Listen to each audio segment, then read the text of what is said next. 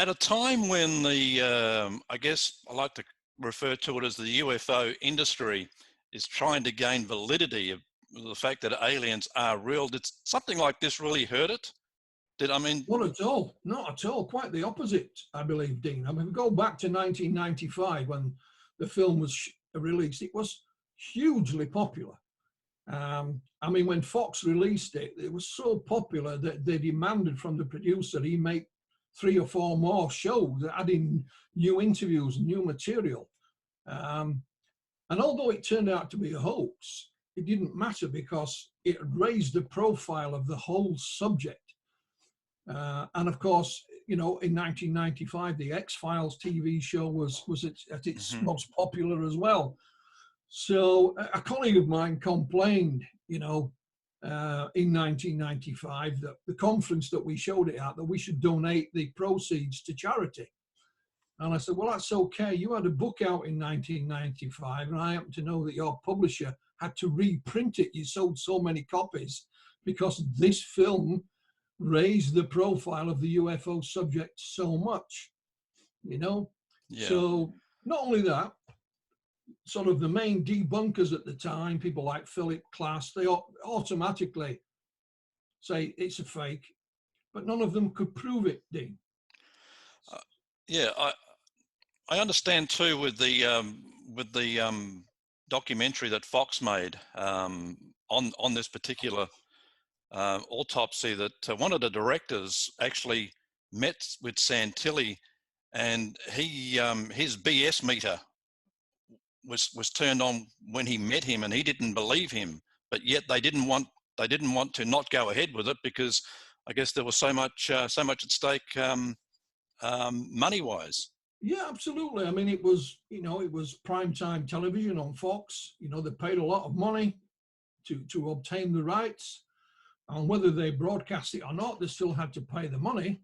So they wanted to get their money's worth, and they certainly did. I think the documentary was a bestseller that year as well when it came out on video, and it spawned a whole industry. You know, the alien autopsy has appeared in The Simpsons and on Seinfeld and the X-Files. You know, you find replicas of it cropping up in certain exhibitions and displays. You could even, I think it was last year, you could even buy an alien autopsy cake for Halloween. When you cut it open, it was full of jam. The jam represented the blood and the guts and what have you. Wow. So, you know, it's fully ingrained now in popular culture. But, you know, sadly, it's not real. You know, it is a fake.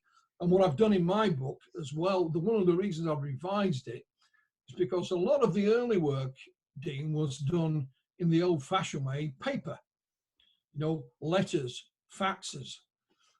So I've got all this research in paper format, or I've got the early emails printed out and saved. So the book itself details all the research I did, but it also shows you the way that we went about our research, and where we were looking for clues in different areas. Plus, I have handwritten letters from people who were involved. You know, Santilli's faxes to me. Right. So it's all there. So it's part reference work as well. You can, you know, like I said, I interviewed Spiros Malaris. These are the tapes. And whilst I've summarised that in the book, the transcript of the interview came out at something like 30-some pages. So I put the whole lot in this book, so you can read every single word that he said, you know. And if you don't want to read that, you can just skip to the summarised bit later on, you know. So it's all there. It is a reference work, and it's there for anyone who's interested in it. But it's also a lesson as well for us not to be fooled again. This is how we can still use this same approach to any UFO case. It doesn't have to be a film or photographs. Yeah. And it was a very valuable lesson. Were there any copycats after that film was made?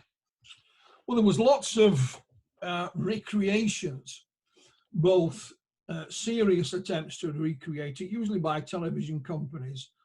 A lot of others were, you know, just having a laugh and just making it. But yes, you know, it did spawn an industry. And if you look on things like YouTube, but alien autopsy film, they cropped up in Yeah. Russia, Brazil, and all claiming to be real. And of course, they're all worse. You know, they're Yeah. not Yeah. real at all. They're all fakes. Yeah. I think if there's a positive to come out of this, and we talk about disclosure a lot these days, and the fact that we're told that an alien disclosure would cause panic, but when this event was going on, panic was the last thing on people's mind. They just wanted more of it. Absolutely. It was curiosity more than anything. And that curiosity was across the board. That curiosity ranged from, yeah, if it's a fake, I'd like to know how. If it's real, I want to know where, you know, who, what, why, where, when. And regarding disclosure, let's assume there's going to be an announcement tomorrow by whoever. Would people really panic? I mean, you know, you'd still have to go to work the next day. You still got to pay your mortgage. You're still going to get an electricity bill at the end of the month. You know, the world order is not going to collapse overnight. And of course, there would be people like the moon landings who would refuse to believe it anyway. Plus, there would be parts of the world that are not logged into the Western world that wouldn't hear about it in the first place. So this thing about panic is just absolute nonsense. It really is. Yeah. Well, what about Santilli himself? Is he still alive, or is he still around? Yeah, Ray's still around. He's still in business. Still in London, and his business again. It still concentrates on music. You know, he'll buy back catalogues, or he'll license catalogues, or he will reform pop groups from the 60s and 70s and have them re-record some of their hits, and he'll license these and license that.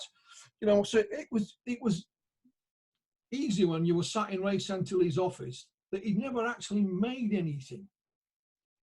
He'd never made anything original. So I thought right from day one, if this is a fake, he hasn't made it. You know, someone else may have done, someone else may have made it and fooled him. But Ray hasn't made it. And of course he didn't. He didn't have any part to play in it whatsoever in the making of it. Yeah. But he's still there and still doing the same kind of thing. And he crops up every now and again. When these emails came out, he did a couple of interviews online, and then he's disappeared again. Yeah. But what's really good, I haven't published it in the book, but I have an email from Ray, and I've printed it out so I can save it. And he was at one point talking about Alien Autopsy, the musical. Wow. Well, he's an entrepreneur, so he does what entrepreneurs do. He looks at the bottom line. Yeah. So nothing would surprise me if he didn't, you know, pop up at some other point with another idea surrounding this film. It's been a real cash cow for him. It really has. Yeah. If I met him, my first question to him would be, do you believe in aliens?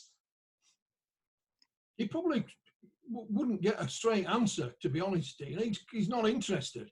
And he'll say, this film is real, but I don't know what it depicts. I don't know if it's an alien. You make up your own mind. You know, a bit like a politician sometimes. They say a lot, but don't actually tell you anything.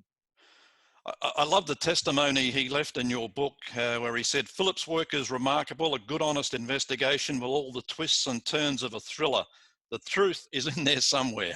Yeah, that is direct from Ray Santilli. You know, that's not made up. That's what he said.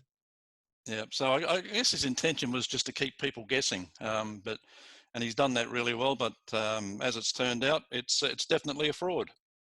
Absolutely, 100%. Let's just change tack as we head towards time here. Of course, you're pretty well involved with the famous alien autopsy film that popped up in the 90s, and that you mentioned before we started to interview.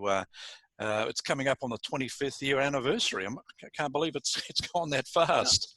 Yeah. I mean, the alien autopsy film, love or hate it, was released on television on August the 28th. 1995. You know, I still had all my hair at that point, and it wasn't grey either, Dean. You know, so that's 25 years. It's almost upon us. You know, a couple of weeks away, just over. Yeah. And you know, I've said all along, you know, for a long time, this film will never die. I even made a comment online today that I think the film is almost reaching legendary status. I don't mean that it's great. I mean that it's becoming a legend. Yeah, The story surrounding it is now within the realms of myth and legend. You know, the people involved, that some of them, not all of them, but are changing their stories or adding to it. And you have certain researchers who have no idea what they're talking about, you know, expanding the myth. And I don't think it'll ever go away, Dean. I really don't. right, right. Now, you've made a documentary, so what can people expect to see in the film? Well, what I did, again, I've released my book called Roswell Alien Autopsy this year. I've done a revised edition of that. I've done it in a large 8x10 format. Mm-hmm. So in there's lots of pictures, original faxes, letters, transcripts, you know, the whole gamut is in there. And then I worked with a production company here in the UK, and we made a 4-part documentary series called Alien Autopsy, The Search for Answers. So it's a retrospective title of the series. So that's on Amazon Prime and Apple iTunes. And it is pretty much based on my book.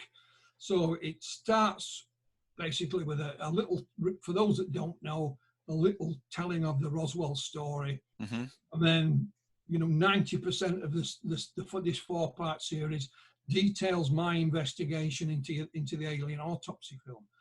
The man who released it, of course, was Ray Santilli. He's interviewed it in the series. A very rare appearance by Ray. He doesn't come out of his bunker very often now, wherever. No, but no. He's interviewed in there. So, and again, you know, we use some archive material as well. So it tells the whole story of the alien. It still allows you to make up your own mind, you know, at the end of the day. But I leave nobody in any way, shape or form misinformed that it is a hoax. And I tell the people who were behind it all, who were involved, you know, photographs of them. So it's all there. And, you know, I'm very pleased with it. I know the production company is. And to such an effect, I'm going to make another documentary with them. But that's another story. But so, yeah, it's Alien Autopsy, The Search for Answers. So, you know, if you're interested in that, you can take a look. Yeah, and of course there is a trailer, and people can have a look at the trailer. The trailer itself is pretty compelling too. The fact that it was a fake, Philip, I know I've asked you this before, but do you think it did more harm than good, or more good than harm to the validity of the ufology topic? I think it did a lot of good, believe it or not, Dean, because when it first came out back in 1995, it was a huge story, and I mean huge. You know, it was shown on Fox in the United States on a show called Alien Autopsy, Fact or Fiction. It was so popular that they ordered the producer, a gentleman by the name of Bob Kiviat, to make 2 more specials, you know, and he had to. Such was the interest. And of course, it was then broadcast around the world, you know, dozens of different countries. What it did, it raised the interest in Roswell, Mm-hmm. the UFO subject in general. You know, I have a colleague here in the UK who complained about it at the time, and I just happened to find out from her publisher that she had a UFO book out at the time, and such was the interest, they had to reprint it as a result. And so, well, you're not complaining about the royalties you're about to receive, you know, but that's the kind of effect it had. And of course, yes, there was people, you know, said it's a fake, it's a hoax. Well, that's the easy option.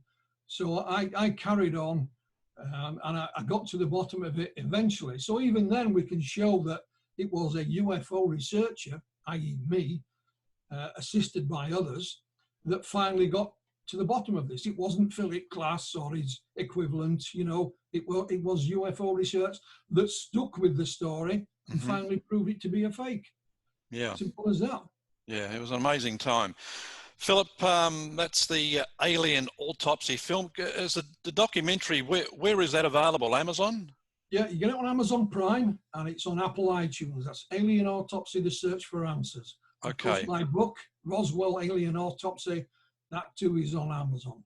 Fantastic. Philip, always a pleasure speaking with you, and we'll speak again soon.